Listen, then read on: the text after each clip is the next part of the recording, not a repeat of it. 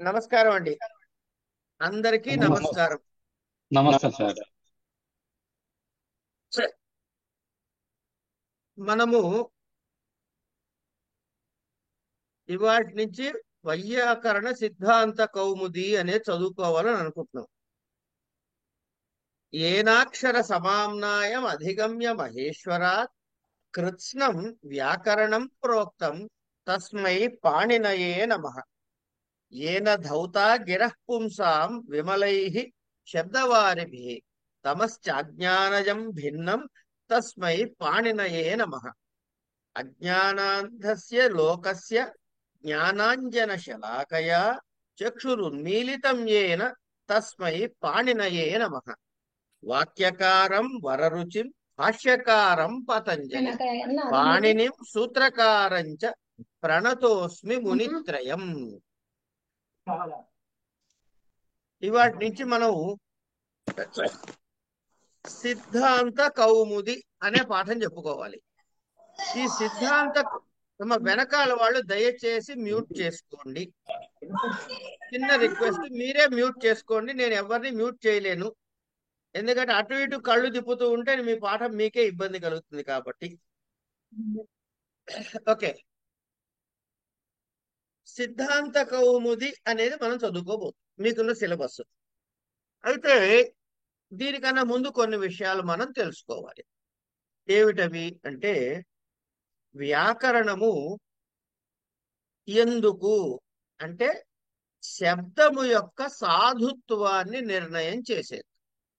ఈ శబ్దము సాధు శబ్దమా అసాధు శబ్దమా? ఒక మాట చెబుతా మీకు. మనము చాలా రెగ్యులర్ గా వాడే మాట ఒకటి ఉంది. మీరే వీలైతే చెప్పండి, చూద్దాం ఎవరైనా చెబుతారేమో. వారు చాలా పెద్దవారు, మంచివారు, గొప్పవారు, గౌరవించదగ్గవారు. ఈ గౌరవించదగ్గవారు అంటానికి మనం ఏం మాట వాడతామమ్మా? గౌరవించదగ్గ మాననీయः మాన్యే ఇంకోటి గౌరవంతో చెప్పండి. మాన్యే పూజనీయులు, మాననీయులు, పూజనీయులు మాననీయులు అది కాదండి, గౌరవనీయులైన ఆ ఆ మాట చెప్పండి. ఎవరు చెప్పారమ్మా గౌరవనీయులైన అని? లలిత కుమారి అండి. ఆ ఇది పరమ తప్పు ప్రయోగం. ఇది పరమ తప్పు ప్రయోగము. గౌరవనీయులు అన్నది తప్పు ప్రయోగము, సాధు ప్రయోగము కాదు, అది అసాధు ప్రయోగము. ఎందుకంటే వ్యాకరణం చదివినట్టు తెలుస్తుంది, తర్వాత చూద్దాం దాని సంగతి. అయితే ఇక్కడ సాధువు అసాధువు నిర్ణయం చేయటానికి వ్యాకరణము, పాణినీయ వ్యాకరణాన్ని మనం చదువుకోబోతున్నాం. అయితే పాణిని గారు ఏం చేశారంటే 8 అధ్యాయాలుగా, అంచేత అష్టాధ్యాయి అన్నారు.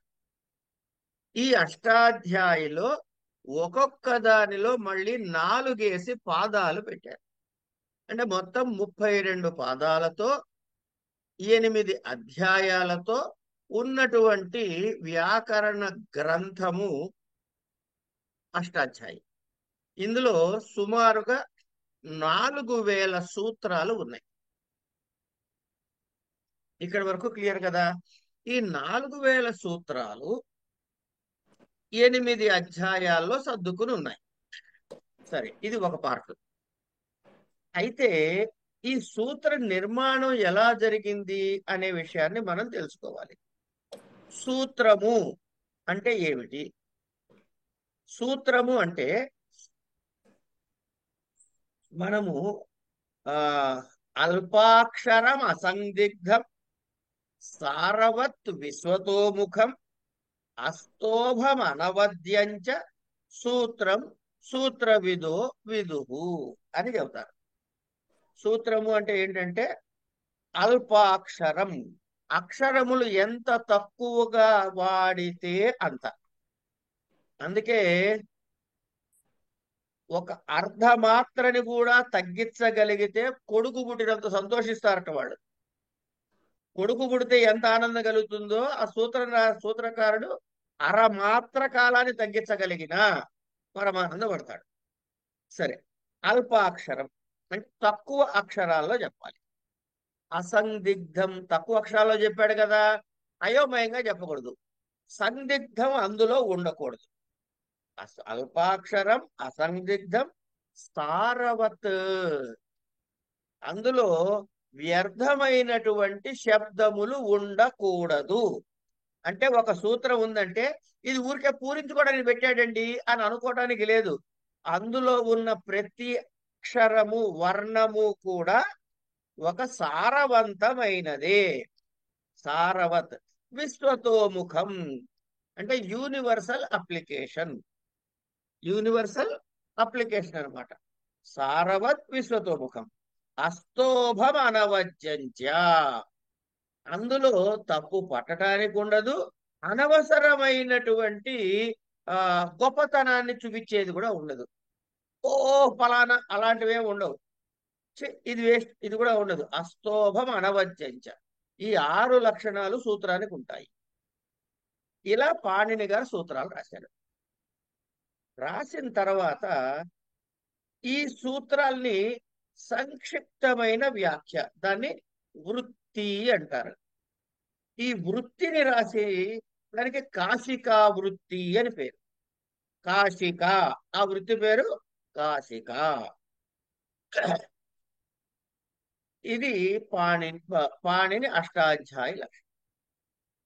కొన్ని వేల సంవత్సరాల తర్వాత ఆనాటి కాలానికి ఈ అష్టాధ్యాయి అర్థం అవ్వలేదు అనుకుందాం కాసేపు. మనం అనుకోవడం తప్పులేదుగా. మనం ఏమన్నా అనుకోవచ్చు. భట్టోజీ దీక్షితుల వారు వచ్చారు. ఇక్కడ చెప్పాల్సింది ఏంటంటే అసలు శబ్దం ఎట్లా ఏర్పడుతుంది. ఈ మాటను వినండి, ఇక్కడ కొంచెం జాగ్రత్తగా వినండి. శబ్దము ఎలా ఏర్పడుతుంది అంటే ఒక ప్రకృతి, ఒక ప్రత్యయము. ప్రకృతి ప్రత్యయములు కలిస్తే పదము ఏర్పడుతుంది. ఇవన్నీ టెక్నికల్ టర్మ్స్ కాబట్టి వీటిని ఇలాగే వాడాలి. పదము ఏర్పడుతుంది బదులు శబ్దము ఏర్పడుతుంది అనకూడదు. ఎందుకంటే ఇవన్నీ కూడా డిఫైన్డ్ వర్డ్స్, ప్రత్యేకమైనటువంటి అర్థమును కలిగినటువంటి పదములు. ఇప్పుడు చెప్పిన పదములు మామూలు టర్ము. సుప్తిగంతం పదం అని సూత్రం, తర్వాత సూత్రాల దగ్గర వచ్చినట్టు చెప్పుకుందాం. అది అంటే ప్రకృతి ప్రత్యయము, ప్రకృతి ప్రత్యయము కలిస్తే వచ్చినది పదము. ఈ ప్రకృతి 2 రకాలుగా ఉంటుంది. ఏమిటవి అంటే మనం మాట్లాడే భాషలో నామవాచకాలు ఉంటాయి. అనంత కృష్ణ, లక్ష్మారెడ్డి, కళ్యాణ శాస్త్రి, ఉమామహేశ్వర, ఉమామహేశ్వర రాయ, ఇట్లా పేర్లుంటాయి. ఇవన్నీ నామవాచకాలు. గచ్ఛామి, గచ్చతి, పశ్యతి, ఖాదతి, అత్తి, దదతి, దదాతి, ఏవో ఇట్లా ఉన్నాయి కదా. ఇవన్నీ క్రియాపదాలు. కనుక క్రియాపదము నామవాచక పదము. కనుక క్రియాపదాలకి ఉండేటటువంటి ప్రకృతిని ధాతువు అంటాం. అలాగే నామవాచక పదాలకు వచ్చేటటువంటి ప్రకృతి భాగాన్ని ప్రాతిపదికము అంటాం. కనుక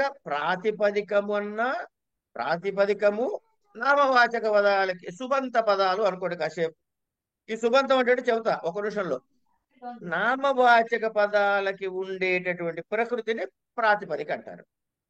క్రియాపదాలకు వచ్చే ప్రాతిపదికని ధాతువు అంటారు. అయిపోయింది. కనుక ప్రాతిపదిక ప్లస్ ప్రత్యయము ఈజ్ ఈక్వల్ టు పదము. ధాతువు ప్లస్ ప్రత్యయము ఈజ్ ఈక్వల్ టు క్రియాపదము. ఇంతవరకు గుర్తుపెట్టుకోండి. ఇది అయిన తర్వాత ఇవి ఎట్లా ఫార్ములేట్ అవుతాయి, ఏ ప్రత్యయాలు కలపాలి, ఏ ప్రత్యయాలు కలపకూడదు. అందుకని అష్టాధ్యాయి చెప్తున్నప్పుడు పాణిని ఏం చేశారంటే ముందు ప్రకృతికి సంబంధించినటువంటి ఎఫెక్ట్స్ ఏవైతే ఉంటాయో అవన్నీ ముందు కొన్ని అధ్యాయాలు చెప్పారు. తర్వాత ధాతువులకి సంబంధించినవన్నీ మళ్ళీ చెప్పారు. ఇప్పుడు రెండు కలుస్తున్నాయి కదండి, రెండు విషయాలు కలుస్తున్నాయి, ప్రకృతి ప్రత్యయం కలుస్తున్నాయి.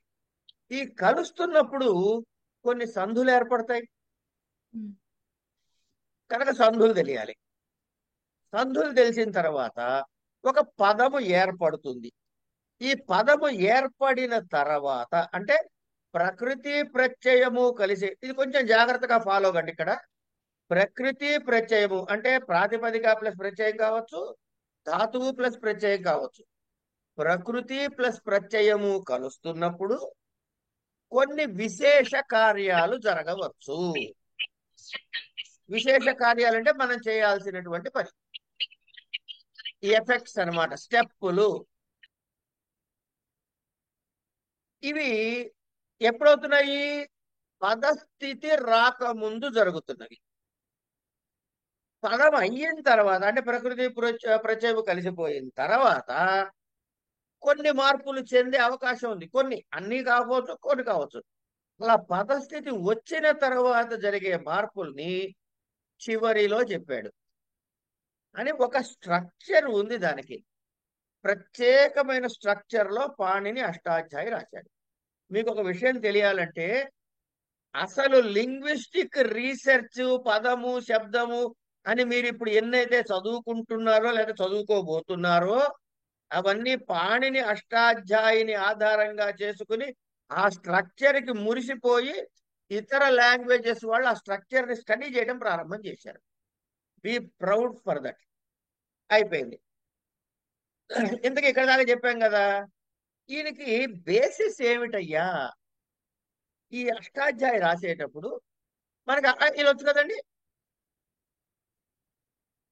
మనకి వచ్చు, చెప్పేస్తాం. ఈ అల్ని ఆ ఈ ఊరులు అని కొన్ని, అట్లాగే హల్లుల్ని మనం చెప్పుకునేది ఎట్లా? కథ కథ పాప పాప ఏరలవ శేష సహా చెప్పుకుంటాం. ఇలా కాకుండా డిఫరెంట్ ఆర్డర్ లో ఇవి కనపడతాయి మనకి.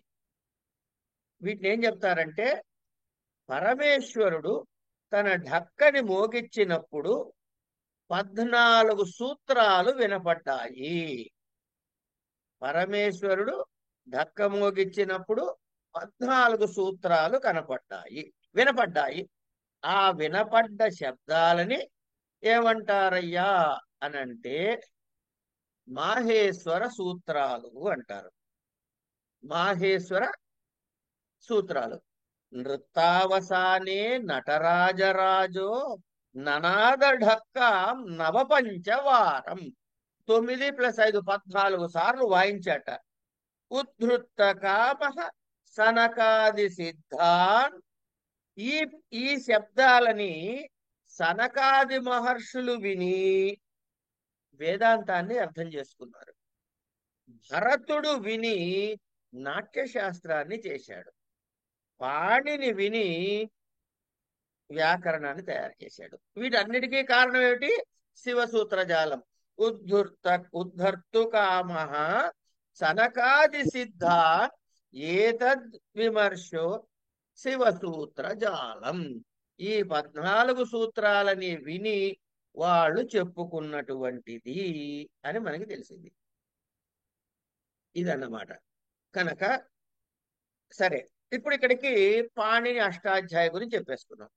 ఈ పాణిని అష్టాధ్యాయి అయిన తర్వాత కొన్ని వందల వేల సంవత్సరాల తర్వాత మనం మొహమాట పడకుండా ఒప్పుకోవాల్సిన విషయం ఏంటంటే, ఇంటెలిజెన్స్ లెవెల్స్ తగ్గుతాయి. చేత వాళ్ళు చెప్పినటువంటి స్థాయి అర్థం కాని స్థితికి అప్పటి ప్రజలు వచ్చారు అని అనుకుందాం.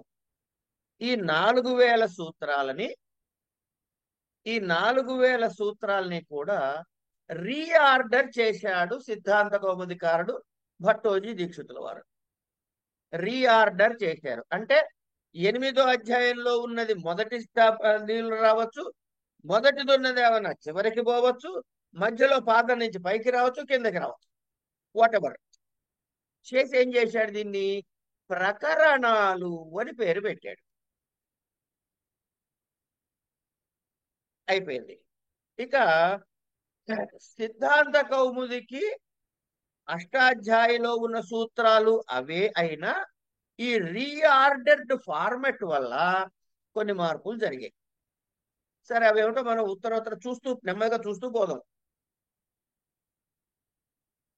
అయితే ఈ పాణిని అష్టాధ్యాయి రాసినప్పుడు, సూత్రాలు చేస్తున్నప్పుడు 6 ఇంపార్టెంట్ క్లాసిఫికేషన్స్ చేశారు సూత్రాల్ని. ప్రతి సూత్రము కూడా 6 రకాలైనటువంటి క్లాసిఫికేషన్స్ చేశాడు. అదేమంటారు అంటే సంజ్ఞాచ పరిభాషాచ విధిర్నియమ ఏవ చ అతిదేశోధికారశ్చ. అతిదేశ అధికారశ్చ అనమాట. అతిదేశోధికారశ్చ షడ్విధం సూత్రముచ్యతే అని పాణిని చేసినటువంటి 6 క్లాసిఫికేషన్స్, కేటగిరీస్, సూత్రాలు ఏమిటవి? మొదటిది సంజ్ఞ. సంజ్ఞ అంటే ఏం లేదండి, పేరు. మీరెవరండి? నా పేరు లక్ష్మారెడ్డి అండి. ఎవరు పెట్టారండి? మా తాత పెట్టాడు, మా నాన్న పెట్టాడు. అంటే ఆ ఒక మనిషిని చూపించి ఈయన ఎవరండి అంటే లక్ష్మారెడ్డి గారిని ఎట్లా అంటున్నావు అంటే ఆయన గుర్తు. అది సంజ్ఞ. ఇది ఒక పదానికి ఒక డెఫినేషన్ అనుకోండి. దీన్ని సంజ్ఞ అంటాం. అంటే ఈ సంజ్ఞ వల్ల జరిగే లాభం ఏంటంటే ఎక్కడ ఈ అష్టాధ్యాయి మొత్తం గ్రంథంలో వాడినా ఈ మాట వాడంగానే అది అని తెలుసుకోవాలి. ఈ మాట వాడంగానే అది అని తెలుసుకోవాలి. వృద్ధిరాదైచ్ అన్నాడు అనుకోండి. ఆ ఈ ఆ ఐ ఔలు ఇవి ఎక్కడున్నాయండి? ఇందులో అడగండి, చెప్తా, మీకే తెలుస్తాయి. ఆ ఐ ఔ అనే ఈ 3 వర్ణాలకి కలిపి వృద్ధి అనో పేరు పెట్టాడు. అయిపోయింది. అట్లాగే ఈ అట్లాగే ఏంటది? అదే గుణ అంటే ఏ ఓ ఆ ఆ ఏ ఓ ఈ 3 వర్ణాలకి గుణము అని పేరు పెట్టాడు. ఇట్లా అనేక పేర్లునే మనం చూస్తాం. కాసేపు నా చూద్దాం అవన్నీ. దీన్ని ఇది ఏమన్నారు? సంజ్ఞా సూత్రములు అన్నారు. ఇది అయిన తర్వాత అంటే ఏమిటి? ఇది పేర్లు పెట్టడం వరకే. పరిభాషా సూత్రము. పరిభాషా సూత్రము అంటే ఈ పరిభాష అంటే ఏంటంటే టెక్నికల్ టర్మ్స్ అని మనం అర్థం చేసుకుందాం కాసేపు. టెక్నికల్ టర్మ్స్ అని అనుకుందాం. ఉదాహరణకి అంటే పరిభాష అంటే ఏమిటయ్యా అని ఒక డౌట్ వస్తే అనియమే నియమకారిణి పరిభాష అని డిఫైన్ చేశారు. అనియమే నియమకారిణి పరిభాష ఏమండి? అంటే ఎక్కడైతే ఆ సూత్రము వేరే సూత్రాలని అర్థం చేసుకునేందుకు అధికమైన సమాచారాన్ని అందజేస్తుందో దానిని పరిభాషా సూత్రము అన్నారు. అంటే త్యజాది గణం అన్నాడు అనుకోండి.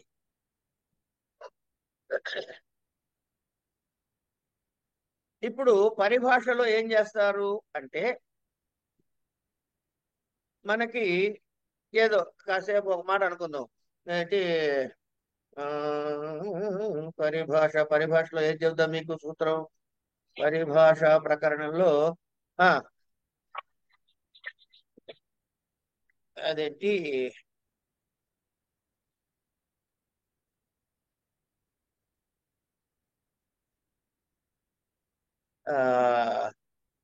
ఆద్యంతౌ టకితౌ అని అనుకున్నమాట.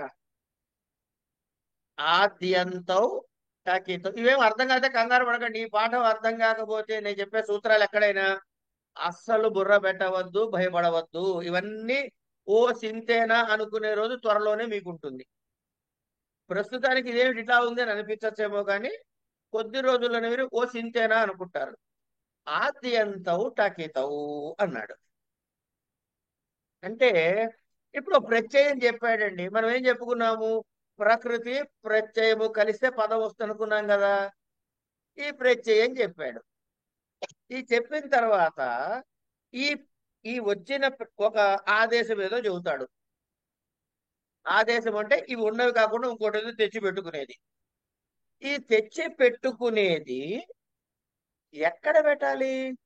పదానికి ముందు పెట్టాలా, పదానికి తర్వాత పెట్టాలా? సరే, ప్రత్యయానికి ముందు పెట్టాలా, ప్రత్యయానికి తర్వాత పెట్టాలా?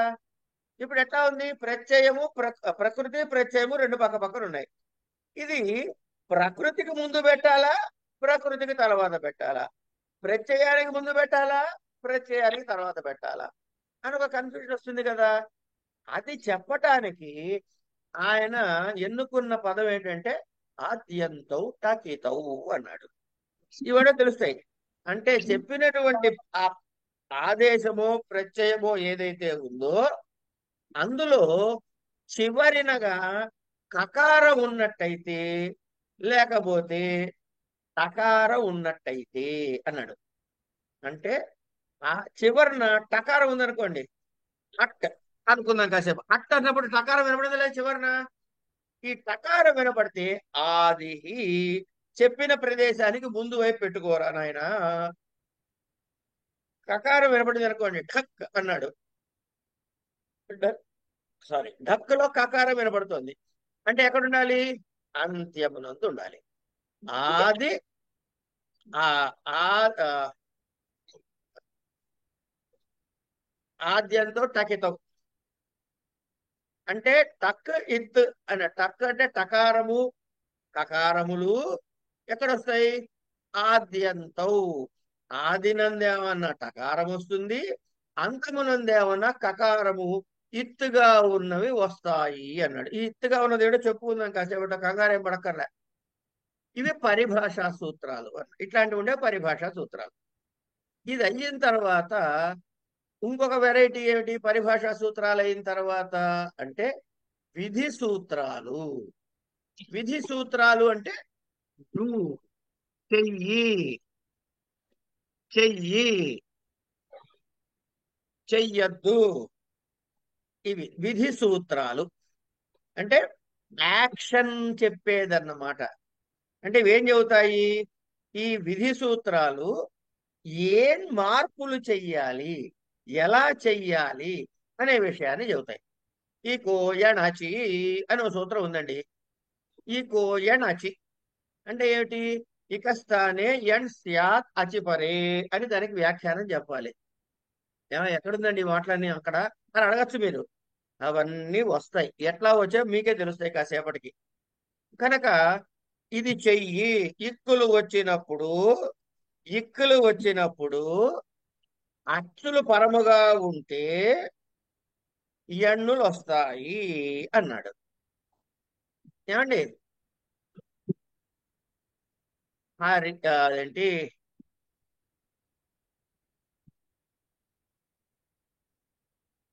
ఇక్కులు వచ్చినప్పుడు అచ్చు పరముగా ఉంటే ఎన్నులు వస్తాయి అన్నాడు. మనం ఏమున్నాము? మనం సంధులు చెప్పుకుంటాం, గుర్తుందండి? సంధులు చెప్పుకున్నప్పుడు యణాదేశ సంధి అనే పేరు ఎప్పుడైనా విన్నారా? ఎవరైనా ఒకసారి అన్మ్యూట్ చేసి చెప్పండి, విన్నారో లేదో. విన్నామండి. పేరు విన్నాం సార్, విన్నాం. ఏదో ఒక ఎగ్జాంపుల్ చెప్పండి. సవర్ణ దీర్ఘ సంధి. సవర్ణ దీర్ఘ సంధి కాదమ్మా, యణాదేశ సంధి గురించి అడుగుతున్నా. ఇత్యుక్త్వా. ఇత్యుక్త్వా, వెరీ గుడ్. ఈ తీ ప్లస్ ఉక్త్వా. ఈ తీలో తీకి చివరిని ఏముంది? ఇకారం ఉంది. ఇకారం ఉంది. దాని పక్కనే ఏముంది? ఉక్త్వాలో ఊ ఉంది. ఊ అంటే అచ్చులే కదా. ఊ అంటే అచ్చులేనా కాదా? అచ్చులు అచ్చులు అచ్చులేనండి. అచ్చులు ఉక్త్వా అలా ఉంచండి. ఇక్కడ ఈ తీలో తీ దగ్గర ఇకారానికి అచ్చు అవతలు ఉంది కాబట్టి ఇక ఇక్కుల స్థానములో ఎండులు వస్తాయి అన్నాడు కాబట్టి ఈ స్థానంలో యా వస్తుంది. కనుక అప్పుడు ఏమైంది? యా వస్తే యా అని రాదు, ఇయ్ అని వస్తుంది. యకారము వస్తుంది. ఇది ఒకటి చెప్పుకుందాం కాసేపట్లో. యకారము అంటే హల్లు ఇయ్ అంతే. క్, చు, టు, టు ఇట్లాగే చెప్పుకోవాలి మనం. యకారం వస్తుంది. అప్పుడు ఇతి కాస్త ఏమైందండి? ఇచ్చి అయింది. ఈ తకార ఇయకారం అంతే తి అయింది. ఉక్త్వ అలాగే ఉంది. ఈ పక్క పక్క రెండు కలిసిపోయి ఇచ్ ఉక్త్వ ఇత్యుక్త్వ అయింది. అంటే ఇక్కుల స్థానంలో ఎండ వచ్చిందా రాలేదా? ఈ ఎండ అంటే ఏమిటో చూద్దాం. విషయం ఇక్కడ చెప్పుకోవాల్సింది ఏంటంటే, మనం ఇప్పుడు చెప్పుకుంటున్నది విధి సూత్రము అంటే ఒక మాట చెప్పుకున్నాం. ఇంకోటి ఉంది. ఒకదానికి రకరకాల అప్లికేషన్స్ ఉండొచ్చు. అంటే అనేకమైనటువంటివి ఏకకాలములో ప్రాప్తిస్తూ ఉంటే, అంటే ఏమిటో కూడా మనకు వచ్చే ఎగ్జాంపుల్ చూస్తున్నప్పుడు తెలుస్తాయండి. వస్తే అవన్నీ కాదురా నాయన ఇదే చెయ్యి అని నేను అన్నాను అనుకోండి, నేను మిమ్మల్ని ఏం చేస్తున్నట్టండి? మీకు 4-5 ఆప్షన్స్ ఉన్నప్పుడు అవన్నీ కాదు ఇది ఒక్కటే చెయ్యి అని నేను మిమ్మల్ని అంటే మిమ్మల్ని నేను ఏం చేసినట్టు? ఆర్డర్ వేస్తున్నారు. కంట్రోల్ చేసినట్టు. అవును. కంట్రోల్ కి తెలుగులో ఏంటి పదం? నిషేధం. నియమించడం. నియమించడం. లిమిట్ చేయడం. లిమిటింగ్, ఐఎమ్ లిమిటింగ్ యూ అంటే మిమ్మల్ని నియమిస్తున్నాను. కనుక ఇలా నియమించే సూత్రానికి ఏం పేరు పెట్టుకోవాలి మనం? విధిస్తే విధి సూత్రం అన్నారు, నియమిస్తే నియమన సూత్రం. నియమ సూత్రం. సూత్రం. అంతే. అబ్బా మీకు చాలా తెలిసిపోయాయండి బాబు. సో నియమ సూత్రాలు అయిపోయినాయి. ఇది అయిన తర్వాత వేరే చోట ఒక ఎఫెక్ట్ ఇస్తూ ఇంకో చోట కూడా ఆ ఎఫెక్ట్ తెచ్చుకుంటే అతిదేశము అంటారు. తెలియకపోతే నష్టం లేదు. అధికార సూత్రము అని ఇంకోటి ఉంది. అధికార సూత్రము అంటే ఏంటంటే, ఇది కొంచెం జాగ్రత్తగా అర్థం చేసుకోండి మీరు. ఇది కంపల్సరీ మీకు అర్థం కావాల్సిన విషయం. జాగ్రత్తగా వినండి. అధికార సూత్రము అంటే ఇగో ఈ ఈ పనులు చేస్తున్నప్పుడు ఈ కాంటెక్స్ట్ లో ఇవన్నీ చెయ్యాలి అని ఉందనుకోండి. ఇవన్నిట్లో ప్రతి సూత్రములో కూడా, అంటే ఫర్ ఎగ్జాంపుల్ చెప్తాను మీకు, పదము అయిన తర్వాత కొన్ని కార్యాలు చెయ్యాలి అనుకుందాం. చెప్పా కదా, ప్రకృతి ప్లస్ ప్రత్యయము ఈజ్ ఈక్వల్ టు పదము అని చెప్పి ఒక టెక్నికల్ టర్మ్ చెప్పా కదా. ఈ పదములు అయిన తర్వాత మీరు కొన్ని పనులు చేయాల్సి ఉంటుంది. అంచేత ప్రతి సూత్రానికి పదం తర్వాత పదము యొక్క చెప్పాలా మీకు? నేనేం చేస్తా, పాండ్యన్ ఏం చేశాడు, ఒక పాయింట్ రాశాడు, పదస్య అని రాశాడు. అదొక సూత్రం. ఈ పదస్య అంటే మీకు ఏమర్థమైంది? ఏమీ అర్థం కాలేదు. ఎందుకంటే it has not communicated any message to you. దాన్ని కింద వచ్చే సూత్రాలు ఏవైతే ఉన్నాయో ఇవన్నిటికీ కూడా పదస్య అని ఆ సూత్రంలో కలుపుకుని చదువుకుంటూ పోవాలి మనం. దీన్ని అధికార సూత్రము అంటాడు. అంచేత ఈ సూత్రం ఎక్కడుందంటే ఫలానా అధికారంలో ఉందండి అని అంటే ఆ కాంటెక్స్ట్ లో ఈ సూత్రం అప్లై అవుతుంది. కనుక పదస్య అనే సూత్రం చెబితే, అని అధికార సూత్రం చెబితే, పదము కాని వాటికి ఈ కింద ఇచ్చిన సూత్రాలు వర్తిస్తాయా వర్తించవా? వినండి ప్రశ్న. పదస్య అని అధికారం పెట్టి కింద కొన్ని సూత్రాలు ఇచ్చా, 1-2 సూత్రాలు పెట్టుకుందాం కాసేపు. ఈ సూత్రాలు పదము కాని వాటికి వర్తిస్తాయా వర్తించవా? వర్తించవు. ఎట్లా తెలిసింది? పైన పదస్య అనే అధికారంలో ఉన్నాం కాబట్టి. ఇట్లా అనేకమైన అధికార సూత్రాల్ని పెట్టుకున్నాడు. ఇక్కడ ఇంకొక ముఖ్య విషయం చెబుతా. ఈ అధికార సూత్రం లాంటిదే అనువృత్తి.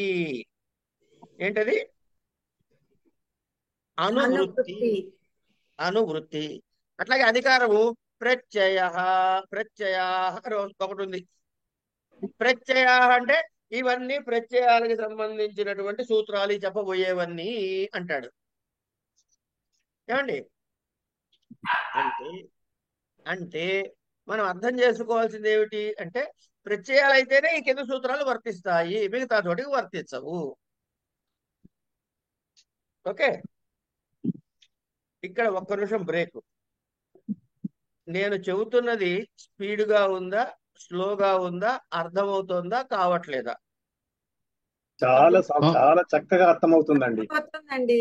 నాకు ఇంత చక్కగా అర్థమవుతోంది. అరటి పండు ఒలిచినట్లు చెప్తున్నారు మీరు. రైట్. ఎందుకంటే ఇవి ప్రాతిపదికలు, ఇవి చాలా బేసిక్స్ అండి మనం మాట్లాడుకునేవి.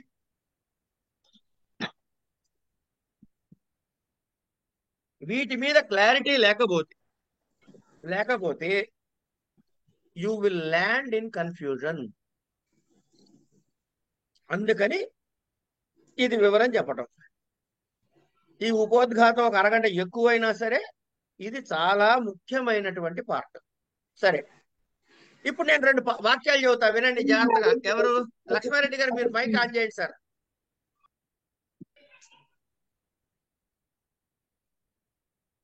ఏంటి మీకన్నా కూడా జయలక్ష్మి గారు అమ్మ, జయలక్ష్మి గారు ఆన్ చేయండి. మీరు కనపడుతున్నారు ఎదుర్కొన్నా నాకు. చెప్పండి. నేను కొన్ని తెలుగు వాక్యాలు చెబుతా, దానికి తెలుగు అర్థమే చెప్పండి. మీరు సంస్కృతం మాట్లాడుకోవట్లేదు, వ్యాకరణ సూత్రాలు అంతకన్నా మాట్లాడుకోవట్లేదు. రాముడు అడవికి వెళ్ళాను, అర్థం చెప్పండి. అంటే రాముడు అనే వ్యక్తి అడవికి వెళ్ళాడు. అయిపోయింది కదా. అంతే. నెక్స్ట్ వాక్యం లక్ష్మణుడు కూడా. అంటే లక్ష్మణుడు కూడా అడవికి వెళ్ళారు. రామ లక్ష్మణులు ఇద్దరు అడవికి వెళ్ళారు కదా. అంటే మీకు లక్ష్మణుడు కూడా అన్నప్పుడు అడవికి వెళ్ళాడు అన్నమాట ఎక్కడుందమ్మా? అంటే రాముడు అడవికి వెళ్ళాను అనే వాక్యాన్ని లక్ష్మణుడు కూడా అనే పదాలు అనుసరించాయి కాబట్టి ఏం చేశాయి? అనుసరించాయి. మళ్ళీ ఒక్కసారి అనండి. అనుసరించాయి. దాన్ని అనువృత్తి అంటారు. ఓహో, భలే చెప్పారండి.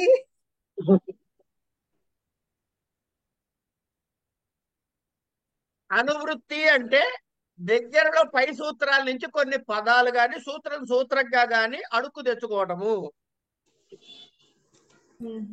ఇది అర్థమైందా? ఇక్కడ మీరు అర్థం చేసుకోవాల్సిన మరొక ముఖ్యమైన విషయం ఏంటంటే అధికార సూత్రము అనువృత్తి అన్నది పాణిని అష్టాధ్యాయి యొక్క హృదయము. చేత ఇప్పుడు ఏమండి ఏదో చెప్తాడు ఫలానా ఫలానా ఫలానా అని చెప్పేసి కితిచా అన్నాడు అనుకోండి. అంటే కితికి కూడా ఏమిటి? కితికి కూడా పై చెప్పిన సూత్రంలో చెప్పింది అంతేగా. కితికి ఏమిటో మీకు తెలియకపోవచ్చు. ఈ చకారం వల్ల పైన చెప్పింది కిందకి తెచ్చుకొని చదువుకోవాలి. లక్ష్మణుడు కూడా కదా. ఏమండి? లక్ష్మణుడు కూడా అని చెప్పినట్టుగా అంతే. లక్ష్మణుడు ఒక క్వశ్చన్ సార్, ఇది అతిదేశము అన్నది కూడా కొంచెం సిమిలర్ గానే చెప్పారు కదా అనువృత్తికి. ఏదమ్మా? అతిదేశం అన్నది కూడా అంటే వేరే సూత్రం వాడుకుని.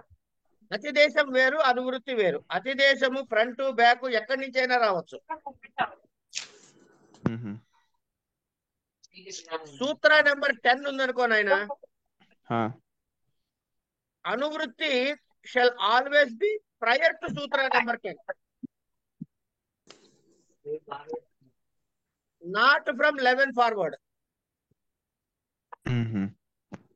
ఓకే, అంటే ఆర్డర్ ఉంటుందా అండి వీటన్నిటికీ? మరి లేకపోతే ఆర్డర్ లేకపోతే సూత్ర క్రమం ఉందిగా. ఓకే, అందుకే అలా కాదండి. ఇప్పుడు మళ్ళీ అడుగుతా, ఎవరు అడిగారు ఈ ప్రశ్న?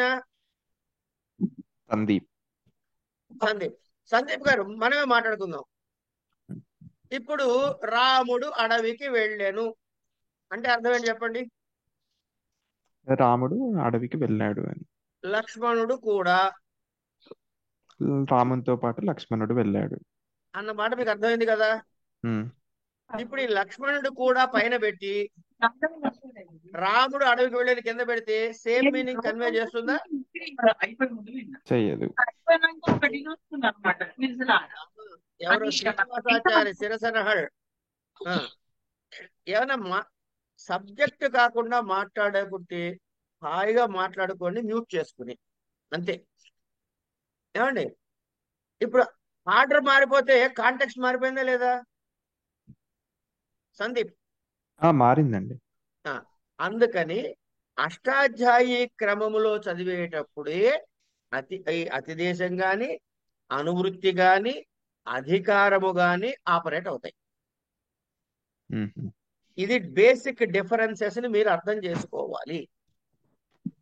అంటే అయ్యా ఒక ఇప్పుడు అనువృత్తికి ఒక ఉదాహరణ ఇచ్చి చెప్పినట్లు ఆ అతిదేశ సూత్రానికి కూడా ఏమన్నా చెప్పగలరా అండి? సందర్భం వచ్చినప్పుడు చెబుతా. అన్నప్రాసన నాడు ఆవకాయ పెట్టకూడదు పిల్లలకి, అలాగే అండి. పరమాన్నమే పెట్టాలి. ఓకే, నవ్వుతారు. వస్తాయమ్మా, మనకి అన్ని వస్తాయి. Okay, anyway. అయితే ఈ అనువృత్తి అధికారం మరి రెండింటికి తేడా ఏమిటి అంటే, అనువృత్తిలో ఉన్న సూత్రములో ఆ పదాలు అక్కడ అర్థవంతంగా ఒక పర్పస్ ని సర్వ్ చేస్తాయి. అక్కడి నుంచి పక్క సూత్రానికి కూడా హెల్ప్ చేస్తాయి. మనం ఇంట్లో కూర వండుకుంటే తింటాము, పక్క వాళ్ళు కూడా చిన్న గిన్నెలో ఇస్తాము. ఏమండి మా ఇంట్లో ఉట్టి గిన్నెలు అనుకోండి, గిన్నెలు ఇవ్వడం వరకే చేయాలి. గిన్నెలు ఉట్టిగా ఉంటే ఏం లాభం? అధికార సూత్రం ఉట్టిగా ఏం ఎఫెక్ట్ ఇవ్వదు. దాన్ని కలిపి చదివితే కింద సూత్రాలకు అర్థాన్ని ఇస్తుంది. ఇవి కొంచెం పోతూ పోతూ ఉంటే మనకు అర్థమవుతాయి, కంగారేం పడద్దు. ఓకే, ఇవి అష్టాధ్యాయ యొక్క ఒక నిమిషం స్ట్రక్చర్ అండి, అండి. ఒక నిమిషం. అధికార సూత్రం చెప్పిన తర్వాత దాని తర్వాత వచ్చే సూత్రాల్లో అధికార సూత్రం వర్తిస్తుంది. ఉమ్. అనువృత్తిలో లక్ష్మణుడు కూడా అనేది దాని ముందు వాటికి వర్తిస్తుంది. తినేసి టైం కాదు కాదు కాదు, ఇక లక్ష్మణుడు కూడా అన్నప్పుడు ఆ కూడా స్థానములో లక్ష్మణుడు అడవికి వెళ్ళాను చదువుకుంటాం, పైనుంచి తెచ్చి కింద పెట్టి చదువుకుంటాం. ఓకే, పైనుంచి తీసుకొచ్చి కింద పెడుతున్నాం. ఆ, ఒక రీప్లేస్మెంట్ అన్నమాట. దాని ప్లేస్ లో ఇది కలిపి చదువుకుంటాం. ఓకే, ఓకే, ఇవి కొన్ని సూత్రాల వరకే ట్రావెల్ చేస్తుంది ఈ అనువృత్తి, ఎటర్నిటీ వెళ్ళదు. అధికార సూత్రం చెబితే 1000 సూత్రాల వరకు కూడా వెళ్ళొచ్చు. ఇప్పుడు ప్రత్యయ అన్నాడు అనుకోండి, ప్రత్యయ అనే సూత్రం దగ్గర దగ్గర 1000 సూత్రాలకు ఉంటుంది అనుకుందాం కాసేపు మాట వరుసకి. అంటే అన్ని సూత్రాల వరకు ఆపరేట్ అవుతుంది అది. చూద్దామండి వస్తే మనకి. ఇక్కడ దాకా వచ్చారు కదా.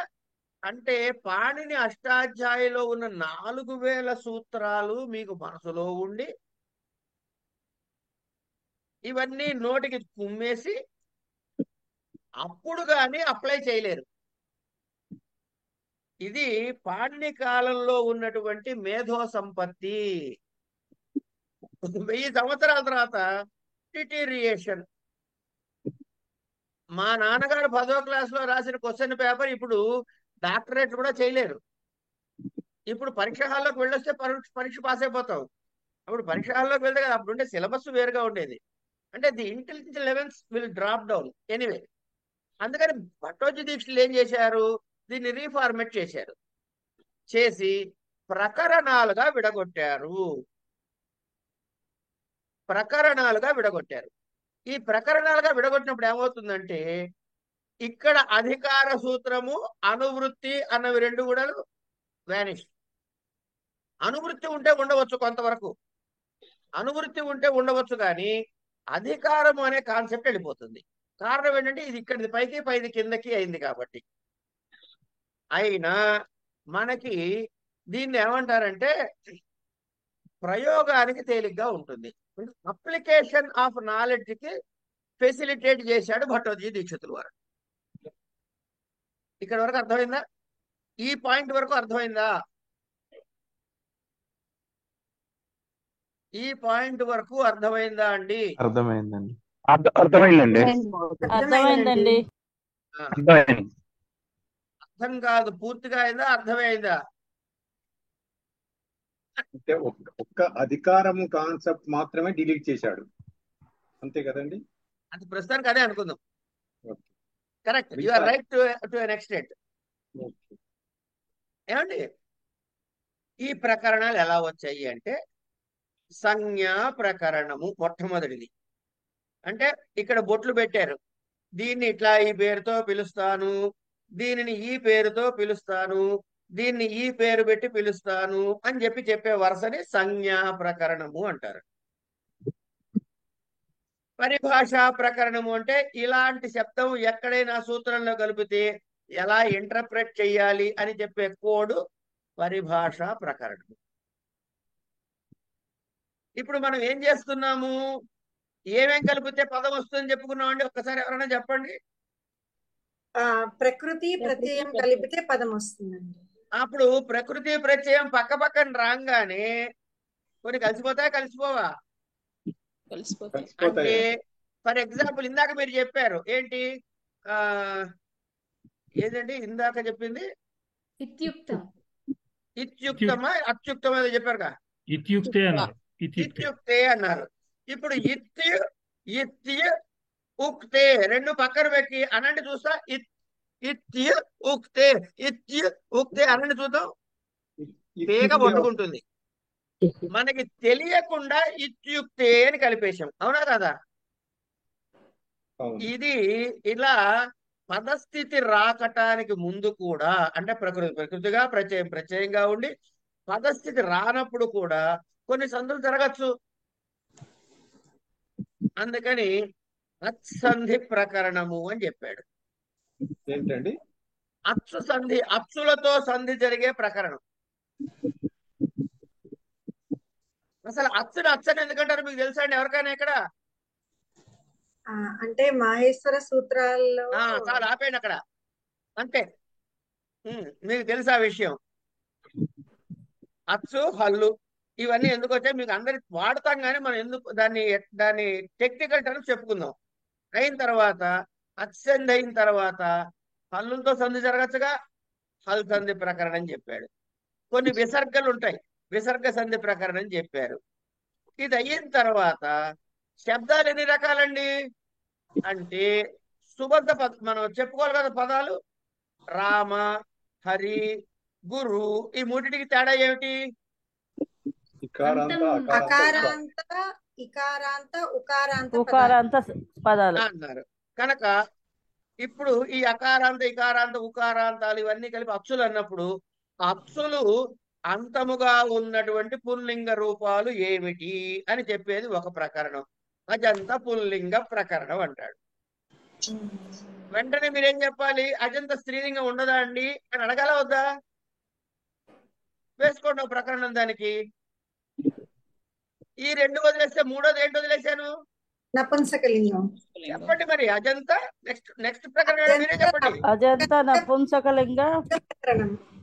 ఇప్పుడు హల్లులు మళ్ళీ మూడు చెప్పండి. హల్లు ప్రకరణం అంటే హలంతం, అంటే హలంత పుంలింగ ప్రకరణము, పుంలింగ ప్రకరణము, హలంత స్త్రీలింగ ప్రకరణము, హలంత నపుంసకలింగ ప్రకరణము. అన్ని మీకు తెలిసి నన్ను ఎందుకు అడుగుతారమ్మా? ఏం తెలియనట్టు అమాయకంగా పేసి పెట్టి. అయ్యా మీరంతా చక్కగా చేసి పచనం చేసి నోట్లో పెట్టి మింగండరా అంటే మింగకుండా ఎలా ఉంటామండి? ఇది అయిన తర్వాత అమ్మా కొన్ని అవ్యయములు ఉంటాయి. అవ్యయం అంటే ఏ మార్పు చెందని. వ్యయము అంటే మార్పు, ఖర్చు కాదు. వ్యయము అంటే మార్పు, ఎటువంటి మార్పు లేదు కాబట్టి అవ్యయము అన్నారు. ఏమండి? అయిన తర్వాత ఇప్పుడు మీకు అదేంటి సహా ఉంది, సహతౌతే ఉంది కదా. ఈ సహా స్త్రీలింగంలో ఏమనాలి? సా అన్నారు, అంతే కదండి. మరి ఈ సహా కాస్త సా ఎలా అయింది అంటే స్త్రీలింగ శబ్దాలు చెప్పేటప్పుడు కొన్ని ప్రత్యేక ప్రత్యయాలు కలపడం ద్వారా స్త్రీలింగ రూపాలు ఏర్పడతాయి అని. ఏమండి తత్ అనే ప్రాతిపదికకి పుంలింగ రూపంలో సహా అయింది. అదే తత్ అనే ప్రాతిపదికకి స్త్రీలింగ రూపం అంటే సా అయింది. ఏమండి నపుంసక లింగంలో తత్తుగానే ఉంటుంది. సహతౌతే సాతి వగైరా వగైరా. కనుక ఇక్కడ ఏమైంది అంటే మనం ఏం చెప్పుకున్నాము, స్త్రీలింగము ద్యోతకము కావటానికి కొన్ని ప్రత్యయాలు పొట్లం కట్టి పక్కన పెట్టుకుందాం. ఇప్పుడు ఈ ప్రకరణాన్ని మనం ఏమని పిలవాలి అప్పుడు? మళ్ళీ చెప్తున్నా చూడండి, స్త్రీలింగము స్త్రీ ప్రత్యయ ప్రకరణం అంతే. చూడండి స్ట్రక్చర్ ఒకసారి గమనించండి మీరు.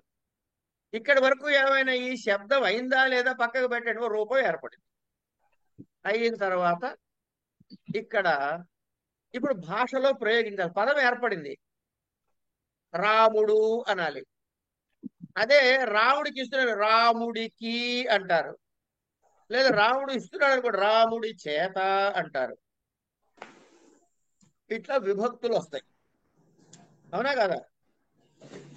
ఈ విభక్తులకి ముందు స్థితిని కారకము అంటారు.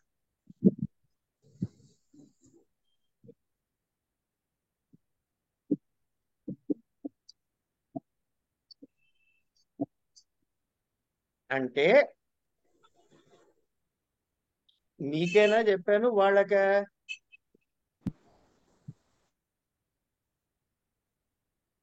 ఎవరికి చెప్పాను? ఏమండి మనం ఎన్నింటికి ప్రారంభం చేసుకున్నాం? 8ంటికా? ఆల్మోస్ట్ 8 కదా? అవును సార్, అవునండి. అంటే 9 వరకు చెప్పుకోవచ్చుగా పాఠం? చెప్పుకోవచ్చు సార్. రైట్. ఎందుకంటే మీకు తర్వాత ఏం పనులు ఉంటే నేను గమనించకుండా నేను నోటుకొచ్చి చెప్పుకుంటూ పోతే మళ్ళీ మిమ్మల్ని ఇబ్బంది పెట్టినవాడిని అవుతా, అందుకు అడుగుతున్నా. రైట్. ఇంతకంటే ముఖ్యమైన పనులు ఏం లేవండి మాకు. రైట్, అయితే సంతోషం నాయన. అయితే కారకము ఏమండి, నేను అన్న మాటని ఎవరో ఒక్కళ్ళు నాతో అనండి. దదాతి యచ్చతి అనండి. యచ్చతి అంటే ఏమిటి? ఇస్తున్నాడు అని. రామః యచ్చతి, ఇస్తున్నాడు అని. రాముడు ఇస్తున్నాడు, రాముడు ఇస్తున్నాడు అని అర్థం. రాముడు ఇస్తున్నాడు అని అర్థం. ఓకే.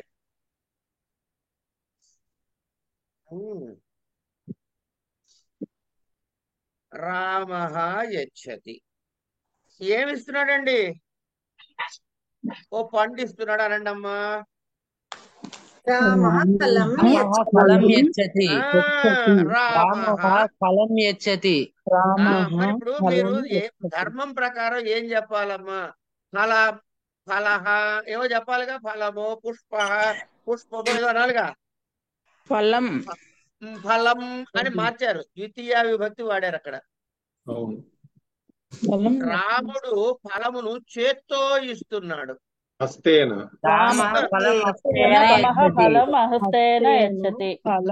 హస్తః అని లేదు, హస్తం అని లేదు, హస్తేన అని అన్నారు.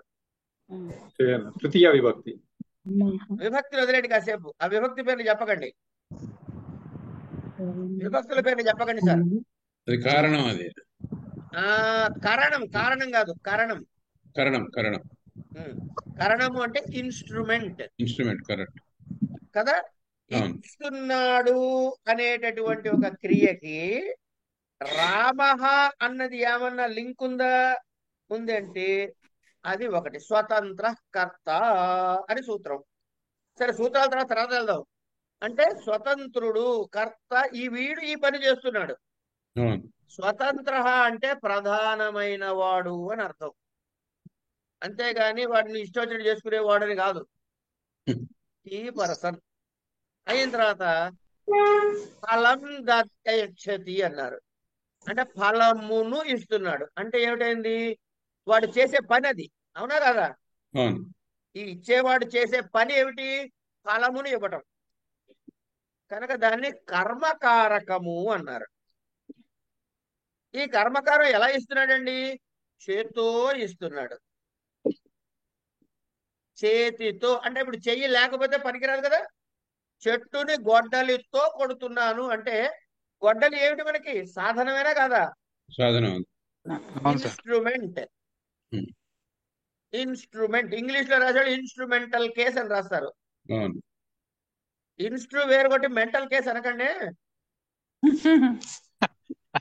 సరే, రాకపోతే ఇన్స్ట్రుమెంటల్ కేస్. రాకపోతే ఆఖరికి అవుతుంది అది.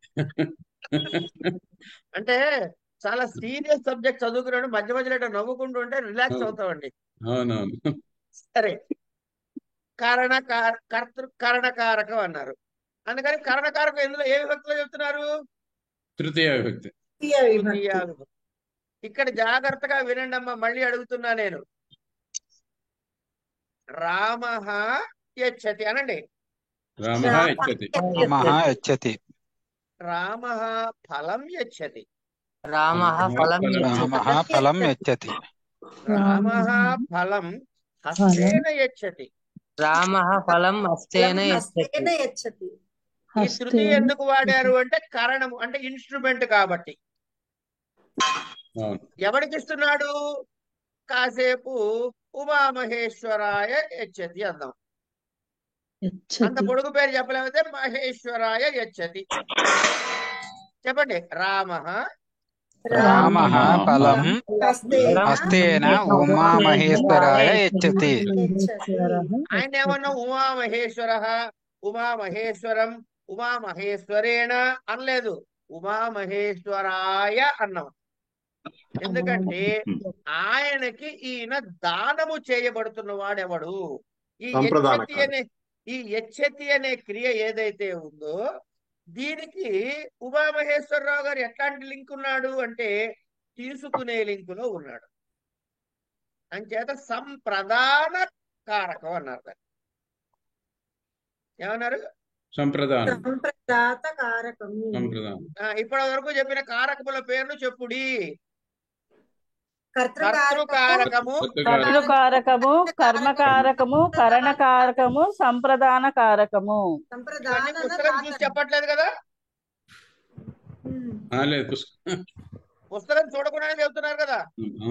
చూడకుండానే చెప్తున్నాను. Right right right. అంటే పుస్తకం చూడకుండా చెబితే నా గొప్పతనం, పుస్తకం చూసి చెబితే మీ గొప్పతనం. ఇది సంప్రదాత కారకమా అండి? సంప్రదాన కారకం అయిన తర్వాత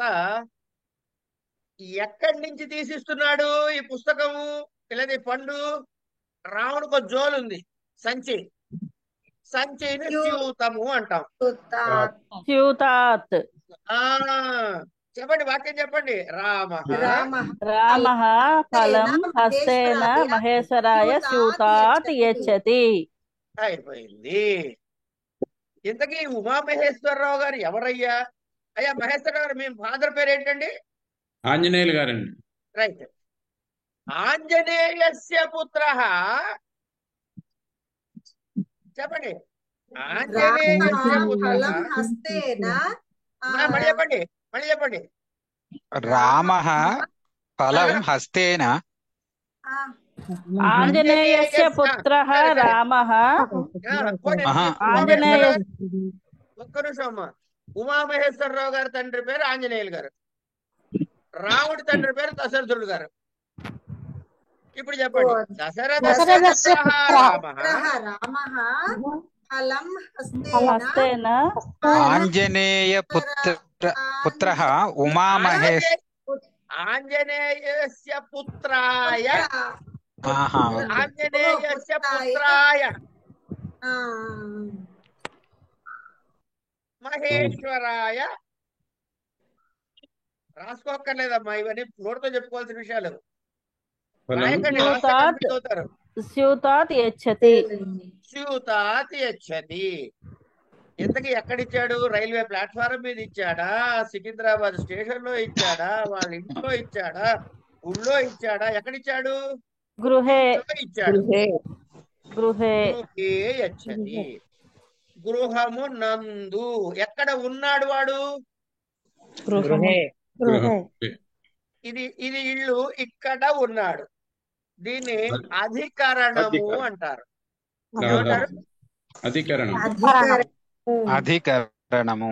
అధికరణము అంటే దేని మీద ఉన్నదో అది అని. ఇంటిలో ఉన్నాడు కాబట్టి అధికరణ కారకం.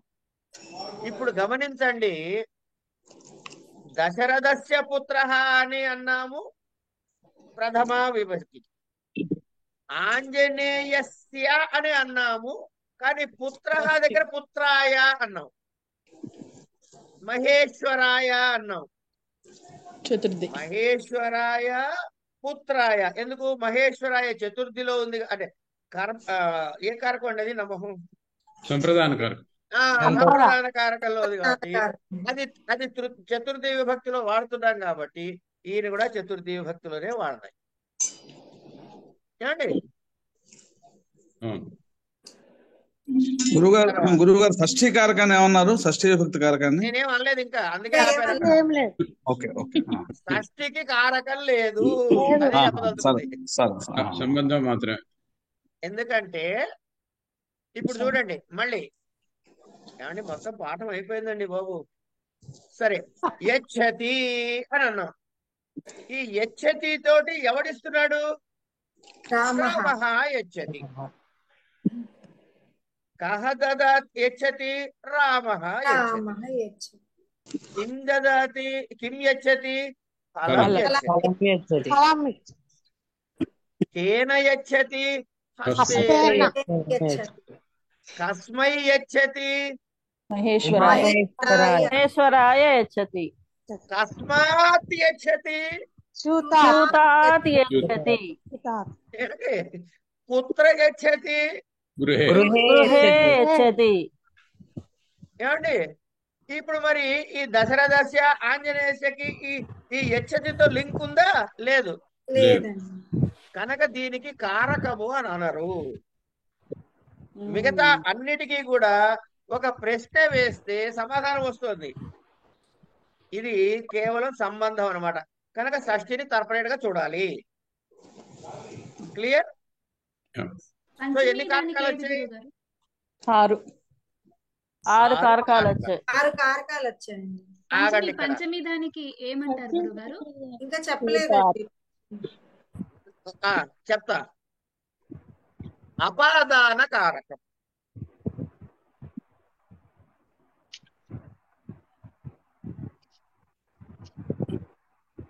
నమస్కారం అండి, ఇవాళ వచ్చాను. అయ్యా నమస్కారం కవిశ్రీ గారు. అపాదాన కారకం అంటాం. ఓకే, ఇక్కడ వరకు అయిపోయినాయి. ఇప్పుడు మిగతావన్నీ పక్కకు పెడదాం కాసేపు. రామః ఫలం యచ్చతి అనండి. రామః ఫలం యచ్చతి. ఏమండి?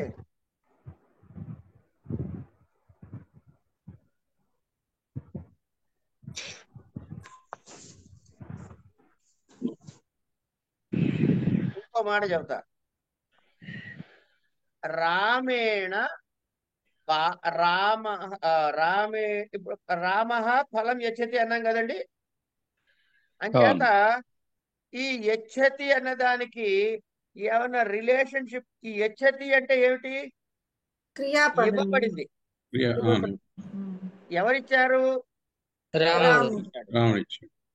ఇక్కడ దాకా అర్థమైంది కదా. రాముడు ఏ విభక్తిలో, ఏ కారకంలో ఉన్నాడు? కర్తకారకంలో ఉన్నాడు. అలా ఆపండి కాసేపు. ఇంకొక వాక్యం చెబుతా మీకు.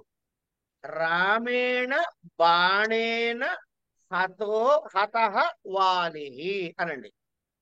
రామేణ బాణేన హతః వాలిః. ఇందులో క్రియాపదం ఏమిటి? చంపబడ్డాడు. అంతే కదమ్మా, అంతే కదా. ఈ హతః అన్నది ఎవరిని సూచిస్తోంది? సూచిస్తుంది. రాముడి కాదుగా. కానీ చేసిన పని ఎవడు చేశాడు? రాముడు చేశాడు. మరి రాముడికి ఏ విభక్తి రావాలి? అది ఏ కారకం అవ్వాలి? రాముడు కర్తృకారకం కర్తృకారకం కావాలి. కావాలి. ఏమండి ఎవరిని చంపాడు? వాలిని వాలిని చంపాడు. చంపాడు. కనుక వాడు కర్తృకారకం కాదుగా. కర్మ కావాలి. కాదు. కాదు. కానీ ఇక్కడ ప్రయోగంలోకి వచ్చేటప్పటికి ఏమైంది? రామేణ అని తృతీయ వాడాము. ఇందాకేమన్నాము? రామ ఫలం దదాతి యచ్చతి అన్నాం. మరి అక్కడ రామ అని ప్రథమా విభక్తులు ఎందుకు వాడారు, ఇక్కడ తృతీయ విభక్తులు ఎందుకు వాడారు అనే చిన్న టెక్నికల్ విషయం చెబుతా వినండి జాగ్రత్తగా. క్రియాపదం ఏమిటి మొదటి దానిలో? యచ్చతి. ఎవరు యచ్చతి? రామః యచ్చతి. అంటే ఈ క్రియాపదము దేనిని సూచిస్తోంది? కర్తృకారకాన్ని చూపిస్తోంది. కనుక క్రియ దేనిని అభిహితము చేసినది అంటే ప్రకటించినది. రాముడిని ప్రకటించి అలా ప్రకటిస్తే అది ప్రథమ విభక్తిలో ఉండాలి. కారకం ఏదైనా కానివ్వండి కాక. ఓకే, మళ్ళీ ఒకసారి చెప్పరండి. గురుగారు అంటే ఎవడిస్తున్నాడు? రాముడు. రాముడు. రాముడు ఏ విభక్తిలో చెప్పాము? ప్రథమ విభక్తిలో చెప్పాము. రాముడు ఏ కారకము? కర్తృకారకం. కర్తృకారకమైన రాముడిని ఈ యచ్చతి అనేటటువంటి క్రియాపదము చూపిస్తోంది కాబట్టి దానిని కర్తృకారకాన్ని ప్రథమ విభక్తిలో వాడాను. ఇంతవరకు ఓకేనా? Okay, right. ఫలం దదా యచ్చతి అన్నప్పుడు యచ్చతి అనేది ఫలాన్ని చూపిస్తుందా? చూపిస్తుంది. చూపిస్తుందండి. యచ్చతి అనేది ఎవరు? యచ్చతి అంటే ఇస్తున్నాడు. ఎవరు ఇస్తున్నాడు అంటే రాముడిని చూపిస్తోంది. రాముడిని చూపిస్తోంది. ఓకేనా? మిగతావన్నీ తర్వాత విషయాలు మాట్లాడదాం. ముందు రాముడి దగ్గర ఆగండి కాసేపు. ఇది కర్తృకారకమును క్రియాపదము చూపిస్తోంది కాబట్టి ప్రథమ విభక్తి వాడాము. ఇక్కడ వరకు క్లియర్ కాదా? క్లియర్. రైట్. రెండవ వాక్యం, రామేణ బాణేన హతో వాలి. చంపిన వాడెవడు? రాముడు. వాడు ఏ కారకం? కర్తృకారకం. ఇప్పుడు ఇక్కడికి రండి. చచ్చిన వాడెవడు? వాడే కారకం? కర్మకారకం. క్రియాపదం ఏమిటి ఇక్కడ? ఈ హతః అన్నది ఎవరిని, ఈ క్రియ ఎవరిని చూపిస్తోంది? వాలిని చూపిస్తుంది. వాలి ఏ కారకం? కర్మకారకమైన ఇక్కడ చెప్పిన వాక్యం ఏ విభక్తిలో వాడాము? వాడాము. ఎందుకంటే క్రియ వాడిని చూపించింది కాబట్టి. Okay okay. క్రియ ఎవరిని చూపిస్తే వాడు కర్త అవుతాడు. వాడు కర్త కాడు. ఆ కారకం ప్రథమ విభక్తిలో చెప్పాలి. ఆ క్రియ ఎవరిని చూపిస్తే అది కర్త ప్రథమ విభక్తిలో వస్తుంది. అంటే క్రియ కారకం అనకండి అక్కడ. ప్రథమ విభక్తి విభక్తి అనాలి కదా గురువు గారు? అంతే. విభక్తి అనడంలో కరెక్ట్. విభక్తి అని అనాలి. అదే కర్మకారకమైన ప్రథమ విభక్తిలో చెప్పారు. మొదటి ఒక్క నిమిషం అండి ప్లీజ్, ఒక్క నిమిషం అండి. ప్రశ్న డౌట్ అడగండి ఇప్పుడే. మొదటి వాక్యములో యచ్చతి అనేది కర్తృకారకాన్ని చూపిస్తున్నా అది ప్రథమ విభక్తిలోనే వాడాం. ఎందుకంటే అది చూపించింది, కర్తను చూపించింది కాబట్టి. రెండవ వాక్యంలో క్రియ కర్మని చూపించింది కాబట్టి కర్మకారకాన్ని కూడా ప్రథమ విభక్తిలో వాడాం. అయిపోయిందా? మరి ఇప్పుడు రాముడిని ఎక్కడ వాడాము? రామేణ బాణేన అన్నాం. తృతీయలో వాడాం. ఎందుకంటే కర్తకి గాని కర్తృకారకానికి గాని కరణకారకానికి గాని తృతీయ విభక్తి వస్తుంది. అయిపోయిందా? అయిపోయిందా కాలేదా? ప్రథమ విభక్తి ఏది వస్తుంది? ఏ కారకమైన ప్రథమ విభక్తి రావచ్చుగా. రావచ్చు. ఏ కారకమైన ఏవేవి వస్తాయి తర్వాత చూద్దాం, ఏవేవి వస్తాయో తర్వాత మాట్లాడుకుందాం. జనరల్ గా ఫ్రేమ్ వర్క్ లో మాట్లాడితే కారకము ఏదైనా సరే క్రియ దానిని చూపిస్తే ఏ విభక్తి వాడాలి? ప్రథమ విభక్తి వాడాలి. మిగతా అన్నీ కూడా ఆ కారకానికి సంబంధించిన విభక్తులు వాడుకోవాలి. అంతేనా? అంతే. ఇప్పుడు కారకానికి విభక్తికి తేడా తెలిసిందా తెలియలేదా? తెలిసింది. తెలిసి తెలియనట్టుందా? కొంచెం కన్ఫ్యూజన్ గానే ఉంది సార్. తెలిసి తెలియనట్టే ఉంది. తెలిసింది. తెలిసి తెలియనట్టుగా భయపడాలి. తెలిసింది అంటే నేను భయపడాలి, ఏంటి అంత బాగా చెప్పానా అని. తెలిసి తెలియకుండా ఉండడమే మంచి పద్ధతి. ఓవర్ పీరియడ్ అంటే దేర్ ఇస్ ఎ డిఫరెన్స్. రెండింటికి డిఫరెన్స్ ఉందనేది అర్థమైందా? పోనీ అది అర్థమైంది. అర్థమైపోయింది కదా. మిగతా పోను మిగతా కూడా అర్థమవుతాయి. కనుక కారకము అంటే ఏమిటో తెలిసిపోయింది కదండి. క్రియతో ఏ విధంగా అన్వయిస్తుందో దాన్ని కారకం అన్నాం. కారకాల పేర్లు చెప్పండి. కర్తృకారకము, కర్మకారకము, కర్మకారకము, అసంప్రదాన కారకము, సంప్రదాన కారకము, అపాదాన కారకము, అపాదాన కారకము, అధికరణ కారకము. ఇప్పుడు మీరు ఈ అధికరణం అనే శబ్దం ఎప్పుడైనా ఇంట్లో విన్నారండి? మీ ఇంట్లో విన్నా. ఎప్పుడు? అధికరణం అంటే ఒక చాప్టర్ లాగా, అధ్యాయం లాగా. తల్లిదండ్రులు డిమాండ్ చేసినప్పుడు కుర్చీలో కూర్చున్నాడు, ఒక్క నిమిషం. అధికారం కాదమ్మా, అధికరణము అంటే దేని మీద అని. ఎప్పుడైనా సత్యనావర్తనం చేసినప్పుడు వినండి ఒకసారి. ఎప్పుడైనా సత్యనావర్తనం చేసి ఉండుంటే అప్పుడు అయ్యగారు చదివే మంత్రాలు జాగ్రత్తగా వినుండుంటే ఆయన ఏం చెబుతాడు? అస్మిన్ అధికరణే అని పిలిచి సూర్యగ్రహం స్థాపయామి పూజయామి అని చెప్పిస్తాడు. అంటే ఎక్కడ రావాలి సూర్యగ్రహుడు అంటే అస్మిన్ అధికరణే, ఇగో నేను పెట్టి పీఠం మీదకి వచ్చి కూర్చోవయ్యా అని చెబుతున్నాడు. ఆధారం అదనమాట. దానికే దీనికి ఏం పేరండి? అధికరణం. ఎవరు చెప్తున్నారు ఈ మాటలు? ఉమామేశ్వరం. ఉమామేశ్వర గారు మళ్ళీ చెప్పండి. ఆధారం అన్నారు, అనండి. ఆధారం అని ఆధారం.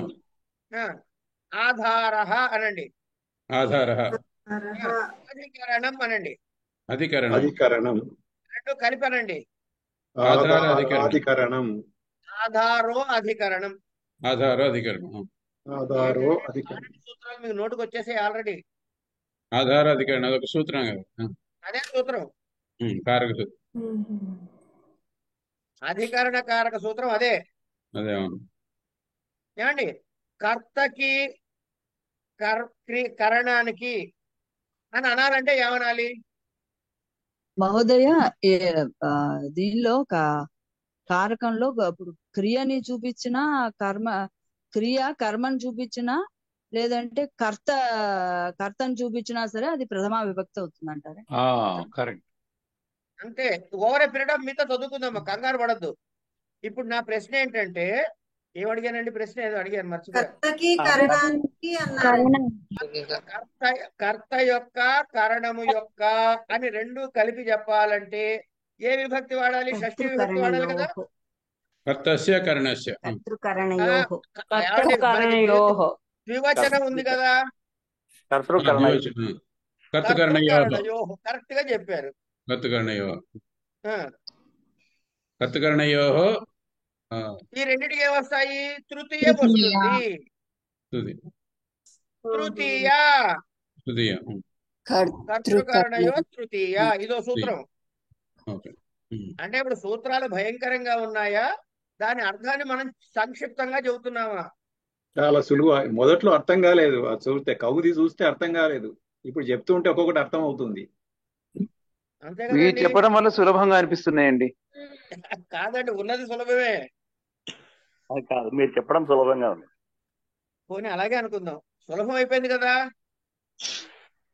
సులభమైంది. బస్ చాలు, సులభమైపోతే చాలు. కనుక కర్తృకరణయో శృతి, ఇట్లా సూత్రాలు కొన్ని వస్తాయి. విషయం ఏంటంటే ముందు మనం ఏం నిర్ణయం చేస్తాము? కారకాన్ని నిర్ణయం చేస్తాము. తర్వాత అది ఏ విభక్తిలో వాడాలో వాక్యంలో తర్వాత ఆలోచిద్దాం. ఇంతవరకు అర్థమైందా? రైట్. పాణిని గారు ఏం చేశాడంటే ఈ కారకాలన్నీ తీసుకొచ్చి ఒక చోట పెట్టాడు. ఏదో ప్రథమాధ్యాయంలో పెట్టారు. ఈ విభక్తులు ఏవి రావాలో అన్నది ద్వితీయాధ్యాయంలో చెప్పాడు. భట్టోజీ గారు ఏం చేశారంటే ఇవి రెండు కలిపాడు. కలిపి ప్రథమా విభక్తికి సంబంధించిన ప్రథమాధ్యాయంలోవి, ప్రథమా విభక్తికి సంబంధించిన ద్వితీయాధ్యాయంలోవి, ద్వితీయ విభక్తికి సంబంధించిన ప్రథమాధ్యాయంలో కారకానివి, దానికి సంబంధించిన విభక్తులు, దానికి ఇది, దానికి అది, దానికి ఇది, దానికి అది, ఇలా కలిపాడు. ఇది భట్టోజీ దీక్షితులు గారు చేసిన స్కీము. అలా ఒక దాన్ని ఏమంటారు, కారక ప్రకరణాన్ని కూడా మనం చదువుతాం. ఇంతవరకు సరిపోయింది కదా? సరిపోయింది. ఏమైనా డౌట్లు ఉన్నాయా? ఎన్ని ప్రకరణాలు చదువుకుంటాం గురుగారు? ఎందుకండి 3 చదువుకుందాం. ఏమిటి? సంజ్ఞ, మీకు సిలబస్ లో లేని, మళ్ళీ చెబుతున్నా, మీకు సిలబస్ లో లేని పరిభాషా ప్రకరణము, సిలబస్ లో మరి ఉన్న కారక ప్రకరణం, ఈ 3 చదువుకుంటాం. సరే, ఇక మీకు ఒక హోంవర్క్ ఇవ్వబడుతుందండి. ఇప్పుడు హోంవర్క్ ఏంటంటే మీ పుస్తకంలో మీకు దగ్గర టెక్స్ట్ బుక్ ఉందా, లేకపోతే సిద్ధాంత కౌముది ఎవరైనా కొన్న వాళ్ళు ఉన్నారా? మీ దగ్గర ఏదైనా బుక్ ఉందా? నీలకంఠం గారిది ఉంది, రాములు గారిది ఉంది. నీలకంఠం గారిది, రాములు గారిది కూడా ఉన్నట్లయితే ఎవరిది తీసుకున్నా దిగులు లేదు. నాకు నీలకంఠం ఒక్కటే ఉంది దగ్గర. నీలకంఠం గారిది ఉన్నవాళ్ళు 2వ పేజీ తీయండి. లేకపోతే మీ దగ్గర ఏ పుస్తకం ఉన్నా సరే మొదటి సూత్రం తీయండి. హలంత్యం అని ఉంటుంది చూడండి. హలంత్యానికి పైన ఏముంది?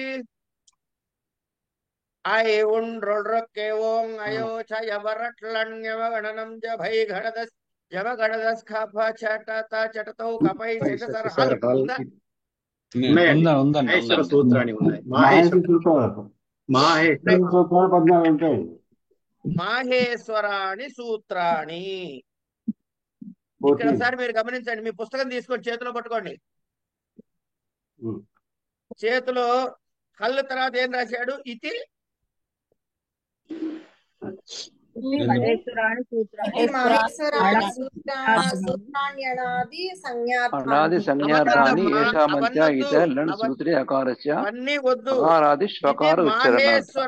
సూత్రాణి అని రాశాడా లేదా? మాహేశ్వరానికి సూత్రానికి మధ్యలో గ్యాప్ ఇచ్చాడా లేదా?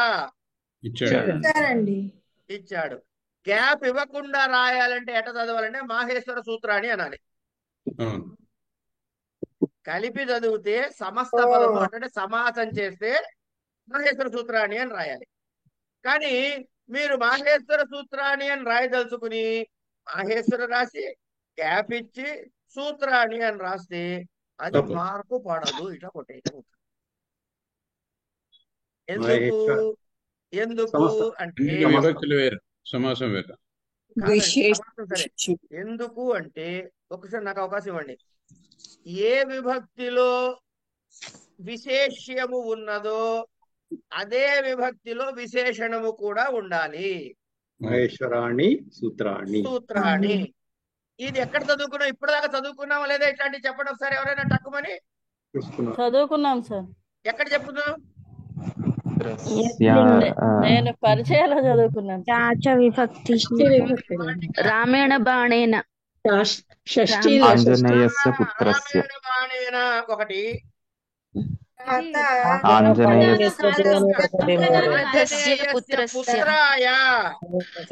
మహేశ్వరాయ దశరథస్య పుత్రః రామః.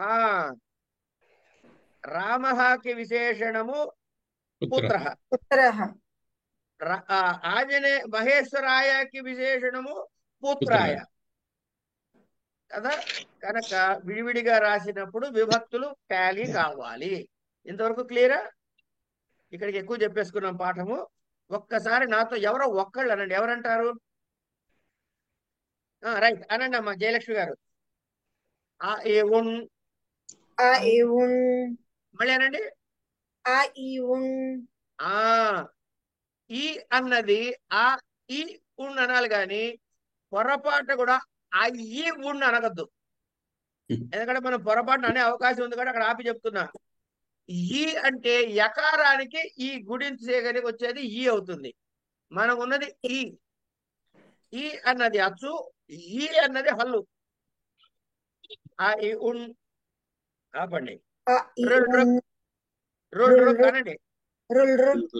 ఏ ఓంగ్. ఏ ఓంగ్. ఇక్కడ కూడా ఆపండి ఒకసారి. ఈ కాకాగ చాచాజాజ్ఞ అంతే అనాలి కానీ కాకాగ ఇంజ్ఞ కాకాగ్య ఇణి అనతకండి. అది ఇంజ్ఞాలు ఇణీలు కావు. అంటే ఈ నాలిక అంగడికి తగిలి వచ్చినటువంటిది.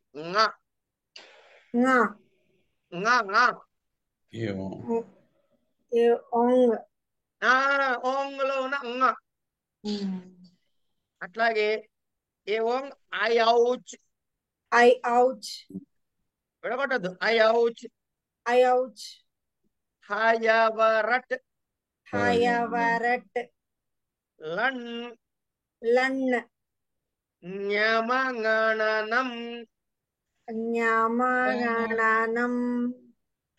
ఝభై. ఝభై. ఖఢధష్. ఘఢధష్. జబగడదస్.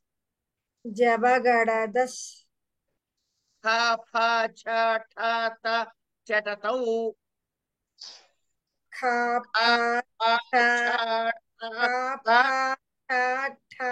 చటతౌ.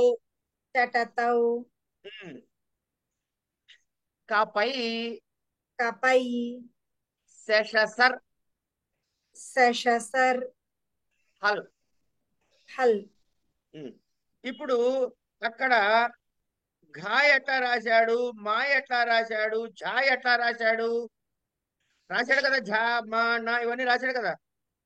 కింద చూడండి. ఇది మహేశ్వరాని సూత్రాన్ని. దీని పేరు మహేశ్వర సూత్రాలు. అనాది సంజ్ఞార్థాన్ని ఇది రేపు చెబుతాను. ఏషామంత్యా ఇత ఇది కూడా రేపు చెప్తాను. లన్ సూత్రే అకారస్య తర్వాత చెప్పుకుంటాము. చివరి వాక్యం అకారాదిషు. అకారాదిషు అంటే సప్తమి విభక్తి. అకారః ఉచ్చారణార్థ. అంటే ఎక్కడైనా సరే హ ఎక్కడ మొదలైపోయింది? అచ్చులు అయిపోయిన తర్వాత మొదటి హల్ ఎక్కడ ప్రారంభమైందమ్మా?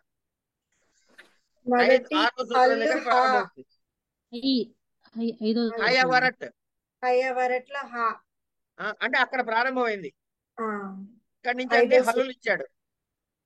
ఈ హల్లులు హకారాదుల మీద అంటే హ య వ ర వీటి మీద అకారం ఏదైతే ఉందో అది ఉచ్చారణార్థము. అంటే మీరు పలకటానికి తేలిగ్గా ఉంటుందనే కానీ లేకపోతే ఇట్లా పలకాలి.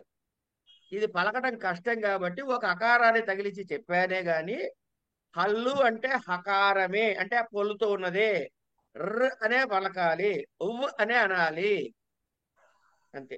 ఇక్కడికి ఇవాళ పాఠం చాలమ్మా. చాలా ఎక్కువ చెప్పినట్టు అనిపిస్తుంది నాకు కూడా. ఏమన్నా సంశయాలుంటే హోంవర్క్ అన్నారండి. చెప్తా. హోంవర్క్ ఏంటంటే ఈ 14 సూత్రాలు హకారాది శ్వకారాది ఉచ్చారణార్థం అనేదాకా నోటికి చెయ్యాలి రేపటికి. సూత్ర నిర్మాణంలో సూత్ర ప్రకరణలో ఈ మాహేశ్వర సూత్రాల యొక్క ఇంపార్టెన్స్ విశేషముగా ఉన్నది. పాణిని గారి తెలివితేటలన్నీ ఈ సూత్రాల్లో ఈ రీఆర్డర్ చేయటంలోనే ఉంది. అవేమిటి అంటే వివరాలు రేపు చెప్పుకుందాం. మాహేశ్వర సూత్రాల మీద రేపు మాట్లాడుకుందాం. ప్రస్తుతానికి ఇక్కడికి ఆపేసుకుందాం. నోటికి మాత్రం అందరికీ వచ్చి తీరాలి.